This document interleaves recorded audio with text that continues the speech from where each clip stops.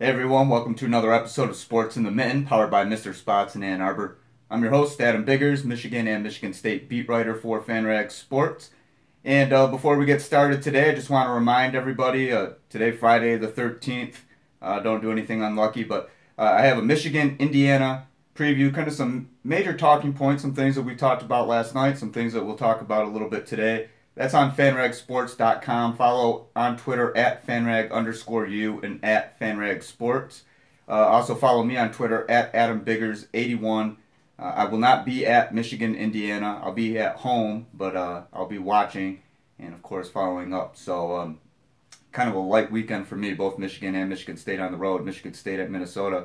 And we'll get into Spartans Gophers preview a little bit toward the end, but primarily answer your questions today regarding Michigan and Indiana. A couple little, if anybody has any lingering questions about Michigan or Michigan State basketball, we got to start thinking about that a little bit too. So basically go over some stats. We did kind of the statistical preview last night, but any topics basically still on the minds of you guys right now going in tomorrow's game. Tomorrow will not be a cakewalk for Michigan. I do expect a 24-10 win, but don't be fooled by the score. I think it'll be kind of something like the Purdue game where maybe things get going a little bit late.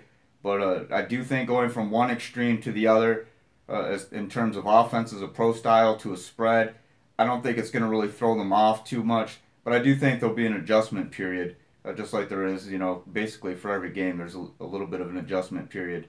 I think, at least we've seen that with Michigan, obviously, this year. So MIC Book says, what's up, Adam? MIC Grant Canfield.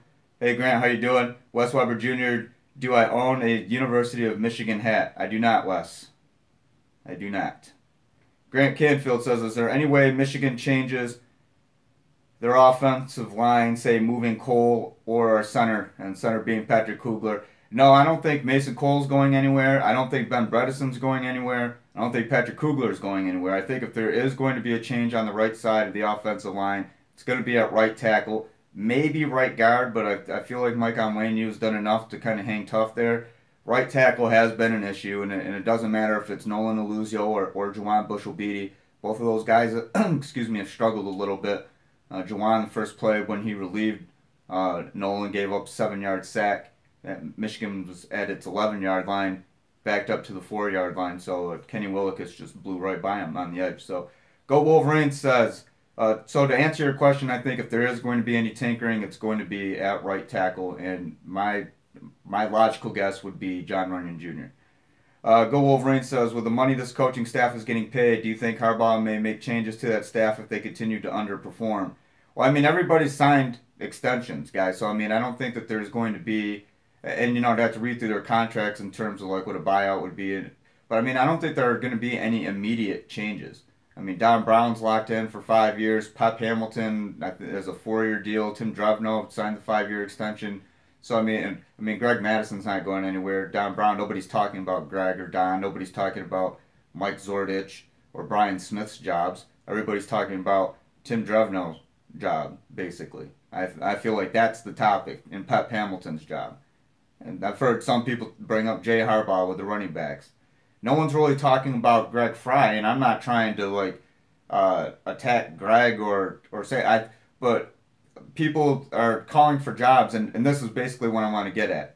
People are calling for jobs and automatically blaming Tim Drevno for everything, and I'm not calling for anybody's job. I'm not advocating that, but Tim Drevno doesn't coach the tackles. I mean, a lot of the offensive problems have been on the right side of the offensive line. That's Greg Fry's territory. That's tackles. A lot of the problems have been with the passing game. That's Pep Hamilton's. That's Pep Hamilton's area. I know that Tim's the offensive coordinator, so essentially kind of their boss. But at the same time, Jim Harbaugh makes the final call on all offensive plays. He made that clear. And again, I've mentioned this a few times. Jim said on Monday, if a play works, it was a great call. If a play doesn't work, it was a horrible call. The media has the right to question it, but at the same time, that's about as far as it goes. I don't think Jim Harbaugh is going to come out, one day with a whiteboard and say, "Hey, anybody want to take a go at this? We're open for suggestions. This is what we're doing right here. This is why X, Y, and Z is not working." He's not going to do that. Jim Harbaugh there's a fine line with Jim Harbaugh, I think, how much of the actual technical X's and O's that he's willing to discuss with media. And I think it varies on who asked the question, if he thinks that they understand or if they're just trying to get a quote, and B, his mood. So it comes down to that. Does he think you know what you're talking about? And does he feel like answering that? Those are the two factors. Uh, MIC book, does Michigan rush for 100 yards tomorrow? That's a good question. I mean, are the Wolverines going to rely more on the ground game? I mean, yeah. John O'Korn struggled 3 interceptions. That was you can't. I feel like you can't really measure John on that. The measure of John is still the second half at Purdue, in my mind. That's still the measure of John O'Korn. That's still the John O'Korn that I think Michigan can get. And it's not being overly optimistic. I feel like a game like this past Saturday, you can't. I mean, just the same. On the other side, you can't totally judge Brian the work. You can judge their first halves, I guess. John looked good in the first half, I thought. He wasn't horribly shaky. Mistakes started piling up. He panicked, and he wasn't getting protection either. So 4 sacks. But to answer your question, does Michigan rush for 100 yards? I mean, Indiana isn't one of these teams that's just going to be a run stuffing defense and not give you anything on the ground. I mean, I feel like Tigre Scales and Tigre Scales, rather, sorry, getting my teams mixed up here. I'm thinking of Minnesota. Tigre Scales is really the guy to watch out for. And if you think of the best linebackers in the Big Ten, Tigre's up there, Josie Jewell at Iowa, and certainly Devin Bush, and I think you got to mention Joe Bacci too from Michigan State. So, go Wolverines, just the offensive coaching staff. Are you saying in regard to fire, just fire them all? Jason Hughes, he's right. Jason, who's right about what? Grant Canfield, I think this loss will benefit Michigan. Well, Grant, I'll tell you this, it has to, because think of this scenario with me, guys. You lose to Michigan State at home. You lose to Indiana on the road. You got to go to Penn State on the road. I mean, a 2-game losing streak pretty much erases any chance of winning the Big Ten. 3-game, you might as well. I mean, that's the nail in the coffin right there, right? So this is a critical game. It's a must-win for Michigan, no doubt about it. I do know the guys that are amped up for it, of course, because it's the next game. And back to the running back thing, if we're Chris Evans said that rushing for almost 100 yards, he had 12 carries for 97 yards and a 49-yard touchdown against Purdue. He said it was a cleansing feeling. So and he smiled. So that's a good feeling, a cleansing feeling. Going home, essentially. West Lafayette's not too far from Indianapolis, where he's from. Bloomington's an hour and 15 minutes south. So if Michigan's going to run for 100 yards, maybe they ride Chris Evans, because Chris Evans is a little bit emotionally invested in this one because he knows there's going to be a lot of people that he knows. He said he'll know a lot of people in the student section. So I don't know. That's your optimist's reach for the day, guys. Can the running backs rush for 100 yards? Well, I don't know. If Chris Evans has another hometown or a homecoming game, whatever, then the answer is yes. Go Wolverines. No, I didn't say fire the entire coaching staff. My question was whether or not you thought Harbaugh might make changes based on underperformance of the offense. Oh, my bad. Go Wolverines. No, I mean I don't think anybody's going anywhere. I don't. I think this. I mean the main components, Pep, Tim, Drevno, they're not going anywhere. Jay Harbaugh's not going anywhere.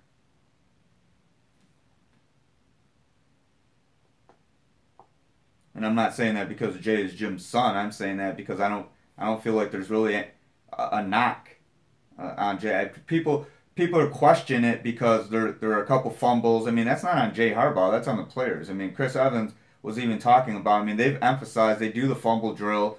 They emphasized it this past week. Check out the videos on my YouTube channel. Please like and subscribe. Chris even gave us a demo on carrying the ball and stuff. I mean, Jay Harbaugh is not out there fumbling the ball. They're teaching them the right way to carry it. It's a matter of execution. The players will say that. I don't think there's any, and I feel like that's the case too with Greg Fry and the tackles. I mean, with Tim Drevno and the rest of the offensive line, even with Pep Hamilton in the passing game. I mean, it's not. I don't necessarily think it's on coaching. I mean, you're looking at an interception. One of the interceptions John O'Korn threw if not more, but certainly one was on the receiver. I mean, just lack of execution across the board. Eddie McDoom dropped the pass. I mean, John O'Corn threw him a perfect pass. There's lack of execution. It's not. I don't believe it's necessarily a play calling. Eddie McDoom catches that ball, and that's a huge play. Great call, even though it's in the rain. He drops that ball, and people are, why are they throwing it in the rain? So you have to kind of think of it along those lines. It is really a matter of execution. Michigan's players are not executing.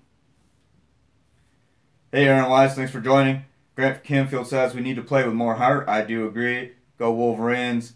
No, there's no nepotism with Jay. Jay's earned his role there. There's no nepotism.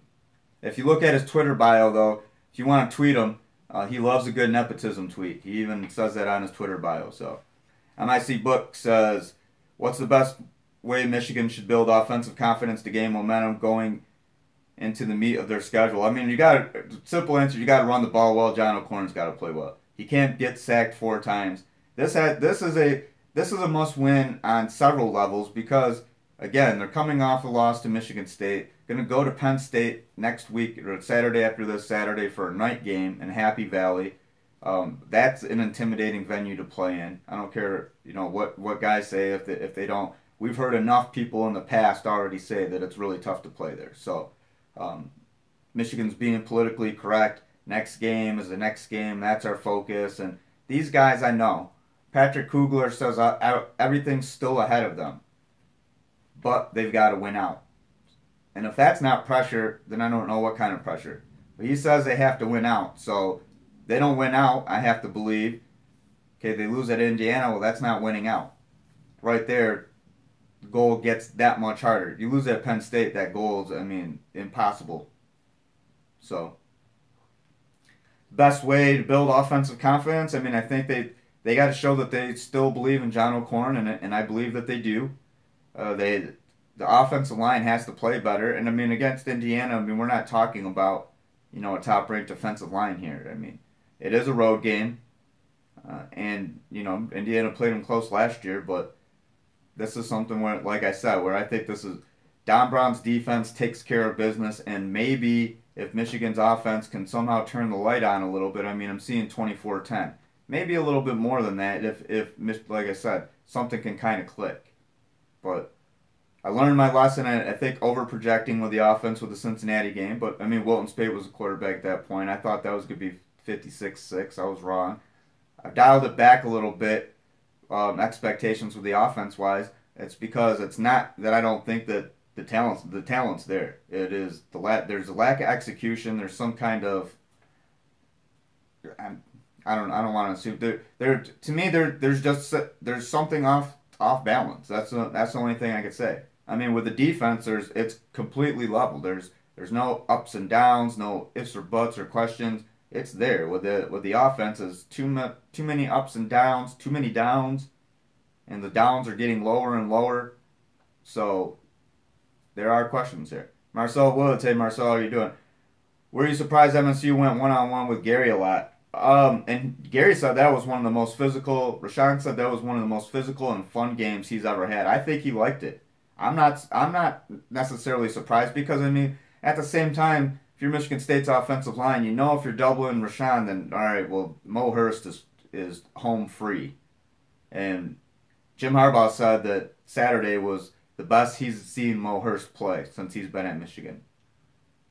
So, I think that Michigan State had to, it was almost a pick your poison. Go one-on-one with Rashawn and risk it, or double him, and you're completely, leaving it open for Maurice Hurst. Or you're taking another guy off of someone else, and maybe it's Chase Winovich making a play or something. So I think it was that along those lines, and no, I'm not surprised. Any other questions, guys? It's we're going on 15 minutes. Wow, I feel like it's only been about 5 minutes. Could get into Michigan State, Minnesota preview real quick. I'll spend a couple minutes on this, guys, and then we'll get back to Michigan just because it's fresh on my mind. With Minnesota, I think if you're Michigan State, you got to worry about Carter Coughlin, linebacker, wide receiver, Tyler Johnson, And running backs Rodney Smith and Shannon Brooks. Connor Rhoda, the quarterback, he might take off a little bit. I don't really see that being in it. I think if you're Michigan State, it's basically containing Rodney Smith and Shannon Brooks, and that's the gist of it. Minnesota's banged up. Brian Lewerke's got a ton of confidence. Michigan State's coming off a big win against Michigan, and this is a game I think that's going to prove is Michigan State really serious? I mean, does Michigan State really want to make a run at a Big Ten title? And I think that this game will say a lot. It's how you respond against a rival. I'm not saying that. I kind of laughed at when people in the preseason were, or even after a couple games, people were suggesting Michigan State a dark horse to win the Big Ten. I thought there was no way. This game will say something. I mean, I still need to see a little bit more. I want to see Michigan State, against a Penn State or somebody like that. I think it's going to be later in the year, and when you really get a good assessment of the Spartans. But so far, I think if you're Michigan State, you feel pretty good, and obviously Minnesota, that's a must win as well. Both teams are facing must wins, 4-1, critical juncture in the season. And for Michigan, do you want to be 4-2 heading into Happy Valley, or do you want to be 5-1? So that was the Michigan State section of the Michigan State section of the show, guys. Hopefully it wasn't too painful. Grant Canfield, how well does Michigan need State to play out the rest of the year? I mean, obviously, if Michigan State plays well the rest of the year, that loss doesn't look as bad, right? So, and right now, Michigan State's ranked number 21. So you could look at that. You look at that a little bit. Go Wolverine says, when ESPN made their picks this week, 2 of the 3 writers picked Minnesota to beat Sparty. I don't see that happening. I think this is a game where Michigan State, it's not that Michigan State's not going to have a problem, but I do think this is a game where Michigan State controls. Minnesota's banged up. Minnesota's defensive back, wide receiver, they're missing a lot right now. So I do think this is something where Michigan State goes in and wins, 28-17, 28-14. And that's, putting some stock in, their emotional high after beating Michigan. I mean, and it's certainly you could turn it around and say, well, is it going to be going down the road? Are they going to be primed for a letdown? I mean, there's always 2 paths, I guess, or 2 angles to look at things. So Tyrone Sensi wants to know, am I a Michigan or an MSU fan? I am impartial.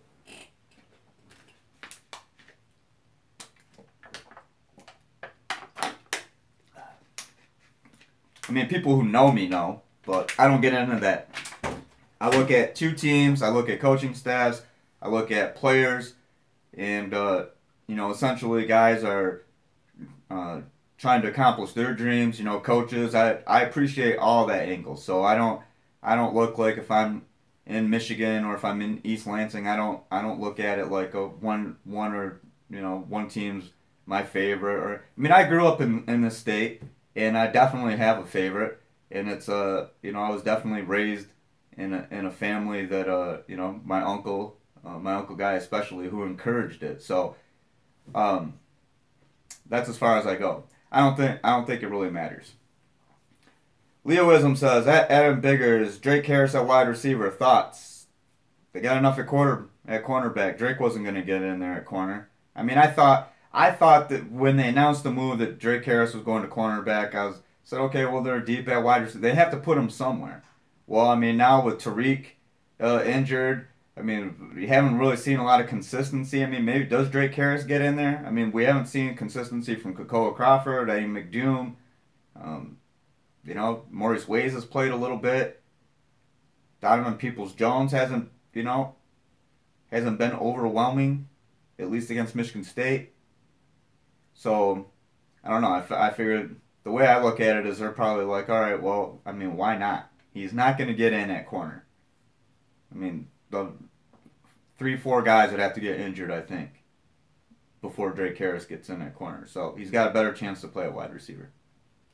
Grant Canfield says, have to get back to work. I'll watch rest later. Thanks for the Q&A, Adam. Go Blue. Hey, Grant, thanks for watching. I appreciate it, man. Have fun at work. Yeah, guys, we're going on 20 minutes now. Probably end it here in a few. Marcel Woods, what do you think about PJ Fleck comment on the Michigan State game? I didn't see that, Marcel. Let me Google it right now. I mean, I can only imagine. I've heard about it, but I've been kind of in a bubble. basically what I do, my house, I kind of it's like a little bunker. I go out, like on Wednesday I went to Michigan State for basketball media day. So, kind of sifting through that stuff. I was writing Indiana preview, kind of, doing some other things work related. So here it is. I'm gonna read it from. This is from Nick Baumgartner, the Detroit Free Press wrote this, and I'm reading directly from it. It says Minnesota coach P.J. Fleck, no stranger to the state of Michigan, will have his hands full Saturday night when his Gophers host Michigan State in Minneapolis. The Spartans, of course, are ending this week after pulling off a 14-10 upset win over rival Michigan in Ann Arbor on Saturday. Asked earlier this week if he was surprised that MSU pulled off the upset, Fleck, the former head coach at Western Michigan, said he was not. In fact, he says he'd have been surprised if the result was flipped. And here's PJ's comment, quote, I think they've beat them 8 of the last 10 times, so I don't think you can be surprised at all. I think it would almost be the other way. If Michigan beats Michigan State, you should be surprised in these times. But that was a big win for the Spartans. Okay, well, I mean, to me, I guess I'd have to hear it. To me, that doesn't sound as bad. People, I saw people posting and things that are like, oh man, PJ took a crap on Michigan, and I mean, he's going by facts. They've won 8 out of the past 10 times. He's saying that he wasn't surprised that they won. And I mean, I guess with Michigan State, now it's 8 of the past 11. I mean, can you say surprised? I don't know. Maybe was it a minor shot? I don't know. I thought Michigan was going to win this game. I mean, I did. So I mean, I don't know PJ Fleck well enough to know, is that a minor shot, or was he just kind of pointing to facts, which those are facts. So Tyrone Sensi, where did I go to high school? Dang, Tyrone, ask a lot of questions. I graduated from Clarkston High School, which is just a little bit north of Pontiac. But I went to 3 different high schools, actually. Swartz Creek, and then I lived in Indianapolis for a year. I went to Broad Ripple. Marcel Wood says, I'm just ready for November 4th, Battle of the Energy. That'll be a good one. I'll be at that. Jay Stevens says, the defense played great, didn't allow any points in the second half, and I'll add only, 2 first downs, I think, too. And why doesn't anyone talk about the firing of the offense? And why doesn't anyone talk about the firing of the offensive coordinator? The worst part of every Harbaugh team is the offense. Well, Jay, I talked about that a little bit earlier. I think a lot of people are, crying to, fire Tim Drevno. I've seen all kinds of people, and when I say all kinds of people, I'm fans. I haven't heard, anybody, like national media or any analysts or anybody, anybody that are basically in the know. I mean, this is all fan emotion. Fire Tim Drevno, fire Pep Hamilton. And again, the offensive plays, the final call belongs to Jim Harbaugh. And a lot of Michigan's offensive woes aren't just Tim Drevno's fault. I mean, Tim Drevno coaches offensive line and he's offensive coordinator. But again, like I said, I mean, right tackle has been an issue. Tackles are Greg Fry's territory. He's also a run game coordinator with Jay Harbaugh, who's the running backs coach. I mean, the passing game hasn't been great. Pep, and that's Pep Hamilton. But again, I don't think this isn't necessarily bad coaching. It's bad execution. And I've cited, we've all watched the games. We've all seen the plays. I mean, it's just poor route running. There's drops. Back to John O'Korn's 3 interceptions. At least one of those wasn't on John, because the wide receiver, and Harbaugh said this after watching the film. He said the wide receiver was supposed to come back, but he didn't. So, I mean, that wasn't on John. John knew the route the wide receiver was supposed to run. The wide receiver didn't know. So, Go Wolverine says, again, I'll say that the execution falls on both the players and the coaching staff. Well, I mean, Go Wolverines, put it this way.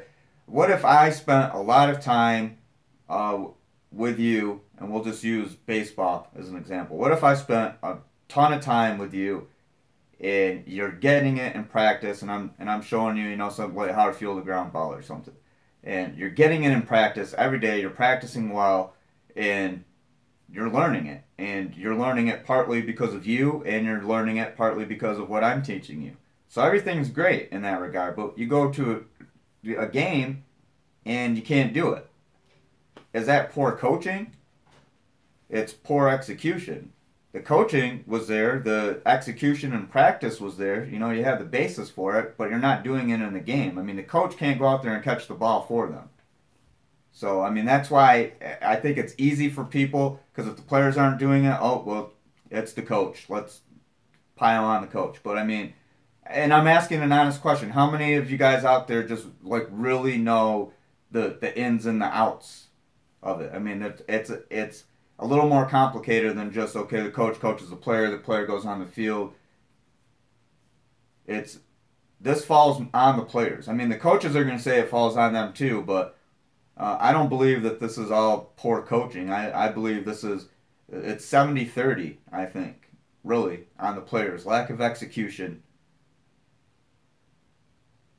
Again, because we go back to that Eddie McDoom drop, you know. People, why are they throwing it in the rain? Eddie McDoom catches that ball, and that's a superb play calling. People are hailing Jim Harbaugh. Wow, Pep Hamilton, Tim Drevno, that was genius. What a call. What a gutsy call, too, in the rain even. You know what I mean? So, Marcel Wood says, I think you were right about O'Korn having to sit out for bye week, had too much time to think. And guys, I'm wondering about that. I mean, John O'Korn really wanted to play. I mean, and again, you can't change the bye week. They have to take it as it comes, and you know I understand all that. But rest versus rust, and I know a lot of people kind of laughed at that when I said that, and they're like, "Oh, well, that just gives Don Brown an extra week to prepare." And well, the defense, yeah, it did. It gave the defense an extra week to prepare, and that's in hindsight too. And now it's easy to say, "Oh, well, the offense wasn't prepared during the bye week. They didn't go about their bye week the right way." I mean, it's either or. Rock City says, do you think it's time to play the freshmen and see what they can bring to the table? No. I think Michigan's 4-1, number 17 in the nation. And this will change Rock City within the next two games. I mean, if Michigan loses at Indiana and loses at Penn State, that's 3 losses right there. They still got to play Wisconsin and Ohio State. They're going to lose one of those games. So at that point, then I can start saying, all right, what else is there to lose, I guess. But at this point, Michigan's playing the best players. And again, I mentioned this last night. It's not like they're like, hey, we're going to save these really good freshmen and just put them in later just for the hell of it. And we're going to sit them on the bench and we're going to play, you know, guys that are second and third string compared to them. Michigan's playing the best players that it has right now. And that's something why I don't understand why fans don't understand that. You know, it's not like they're like, Jim Harbaugh and the staff are just sitting back there and they're like, oh, all these freshmen, we can't wait. Once we play these freshmen, these guys, wait till we play our best players. You know, then we're going to be really good. They are playing their best players. They're 4-1. They're number 17 in the nation. Must win at Indiana. You lose at Indiana, things get a lot harder. You know, you're a 2-loss team at that point. And two conference losses. And back-to-back for the first time in Jim Harbaugh's tenure at Michigan in terms of at least in the regular season. So there's a lot riding on this game. So, Rock City, to answer that question, ask me again after the Indiana game. And then again after the Penn State game. Jason Hughes says, yeah, don't give up on the year yet. Yeah, you can't. I think if you go with that philosophy and start playing the freshmen and say, okay, let's see what these guys are doing, you give up on the year. Jeed says, should be a tough one. Real test for the secondary. Indiana averages like 408 yards total offense per game. Number 4 ranked total offense in the country. Number 10 in terms of pace of play. So it's going to be a fast-paced offense. Jason Hughes, freshman will see time at Rutgers. I think that's a game because I mean, guys, don't forget the FOIA. I know it's been like 8 weeks now, but don't forget the FOIA. Jim Harbaugh hasn't. I guarantee you that. This is going to be a huge discount on the steak. I forgot the name. What's the name of the place? Is it Ruth Chris? I don't think it's Ruth Chris. One in Ann Arbor. They had to eat the 78% discount. That was hilarious. Rock City, appreciate the honest response. No problem. Rock City, I mean, like I tell you guys, I mean, I'm not gonna, and it goes for both Michigan or Michigan State or whatever. I'm not going to be rah-rah and fan about it. You know, I mean, there's other things for that, and if you want that, you could find that. But I'm going to tell you what I really think. I'm going to tell you, I might not always tell you what I know, but I will tell you what I can confirm. And it's always, no BS, that kind of thing. So hopefully you guys appreciate it. I try to be straightforward. Jeet says, should they rearrange line and insert Ruiz, move Cole to the right side? I've had this question before. I don't think they touch Cole. With Caesar, I don't see him being a right tackle. Are you suggesting where you want Caesar? I think if Caesar Ruiz might be a guy, maybe at right guard. Maybe I don't think that's going to be any change, but maybe at right guard. Because Caesar was right there for the starting right guard position. I mean, he was in the 2 deep in camp. Jeeds at left guard. Well, then what do you do with Ben Bredesen? Put him at right tackle? I know some people are saying that. I don't know if you necessarily do that. I mean, I know that Ben got a little bit at left tackle. True. What does Onwenu go then at right guard? Well, that's what I'm saying. I mean, I don't see Onwenu really going anywhere. I think if there's going to be a switch, it is right tackle, and if it's not Nolan or Juwan, it's John Runyon Jr. Sorry, had a brain fart there. I would be shocked to see Cesar Ruiz as a tackle. I really think that they view him as a guard. Bredesen at right tackle it could work, but I mean I don't. The left side's pretty good, so why mess with that? You have a lot of strength on the left side. From Kugler over is pretty good. Kugler to Onwenu has some trouble. Kugler over, I mean that right tackle, guys, is the glaring weakness, I think. Marcel Woods, Onwenu is an excellent run blocker. He is, and if they can, and that's still on the backside, Marcel, right? Because a lot of times they're running to the left. But I mean, if they can get something going with the right tackle, then they could start running the ball to the right side of the field. I mean, they have when field position dictates that, but there's no question. I mean, Michigan has relied on the left side of the line to run the ball. So I mean, I don't see why you mess with that. All right, guys. Before we go, I do want to mention, because I am heartbroken. There's one thing I'll be a fan about, and that's the Detroit Tigers, because I don't cover the Detroit Tigers. Heartbroken, of course, Justin Verlander's gone, but glad to see that he's in the ALCS. I do hate the Yankees. Always have, always will. The only reason why Jim Abbott threw a no-hitter with the Yankees against the Cleveland Indians in 1993, so that's the only reason why I'll even reference the Yankees, and Jim Abbott's one of my favorite players. Well, he is my favorite player of all time. Then it's Ken Griffey Jr. and Cal Ripken Jr. Anyway, Yankees, Astros, ALCS. Justin won Game 2 of the divisional series for the Astros against Boston. Looks like he's probably going to get the nod in Game 2. Dallas Keuchel's going to start for the Astros, and I think you look at Game 5 or Game 6. At that point, Justin will be on 5 to 7 days rest if needed, which I think this will probably be a 6 or 7 game series. So if you like baseball, or if you miss Justin Verlander, they actually get started tonight. NLCS gets started tomorrow, and that is Cubs and Dodgers. And I like the Dodgers. I think it's going to be Dodgers Houston in the World Series. I want Justin to get his ring. I love Jose Altuve. Love him, and not man crush love, but love him as a player. I want to see JV get a ring, but I really, really think this is it might be the Dodgers. So if you guys want to talk about baseball sometimes, I'm always up for that. And Dale Terry, did you miss much? If you just got here, you did. We are at the end of the show. We're going on 35 minutes. Rock City says, looking forward to watching them boys in living color next weekend at Penn State. Go Blue. Hey, Rock City, thanks for watching. It was good to get rid of JV, though. I mean, they had to, Aaron. I understand that. I was letting my fan emotion take over. But yeah, I mean, had to get rid of Justin Verlander. It was a great ride while it lasted. And Justin Verlander in 11, 12, 13, probably even to 14, had one of the most dominant stretches of any American League pitcher. Justin Verlander will be a first ballot Hall of Famer. Justin Verlander, I wish you could have got a World Series in Detroit. But we have to as Detroit Tigers fans, or just if you love baseball, you have to look at what Justin Verlander did for the Tigers, and he kept the Tigers as one of the best teams in the American League for 10 years. So good luck out there, Justin. I know Justin Verlander watches the show every day. He told me. Actually, he didn't. So I actually did get a chance to interview him when he came up to, at the time, what was it? It was Jim Waldron. Now it's Todd Wenzel and Davison.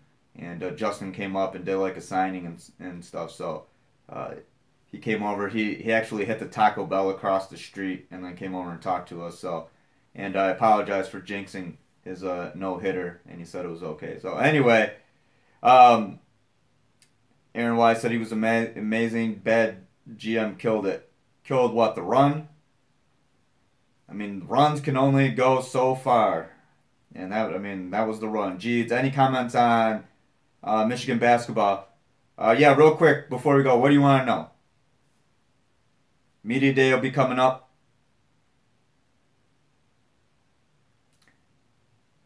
And for those of you who don't know, not just Michigan football, Michigan basketball, and Michigan State basketball. I cover both of those. So Jeeds, my starting five. That's early. It's early, man. Let me think about that, Jeeds. Let me think about it. All right, guys. Appreciate you for watching. Again, please like and subscribe to my YouTube channel. You can find all kinds of interviews. Michigan State basketball, Michigan football, Michigan State football every now and then. But right now it's majority Michigan football, and will be until basketball season starts up.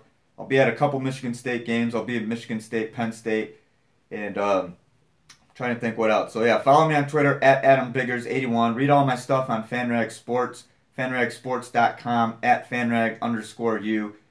Follow the podcast on Twitter at Mitten Sports MI. Let me spit that out. Find us on Facebook, Sports in the Mitten. And don't forget, you could get the audio-only versions on iTunes, Google Play, and the FanRag Sports Blog Talk radio channel. And I want to thank Tim and Keith at Mr. Spots in Ann Arbor, 808 State Street, for powering the show. And guys, next home game, predict the score correctly without going over, or get as close to dead on. You just don't go over, get close. And the first response, the first dead on, or the first closest without going over, will win a free half steak or half chicken sandwich from Mr. Spots in Ann Arbor. So again, I'm Adam Biggers. Want to thank all of you guys for watching. Have a lucky Friday the 13th. I don't believe in superstition, but for those who do, Friday the 13th, it's just another day. Don't worry about it. Have a good one. Enjoy the games tomorrow. I'll have reactions because, again, I'm not going on the road. So probably right after the Indiana game, I'll have something written on fanragsports.com, and then I'll hop on here and we'll do a reaction, and we'll talk about either it was a great road win for Michigan, things got together, or it was a consecutive loss, and now it's time to hit the panic button. So again, have a good one, guys. Thanks for watching. I'll talk to you tomorrow.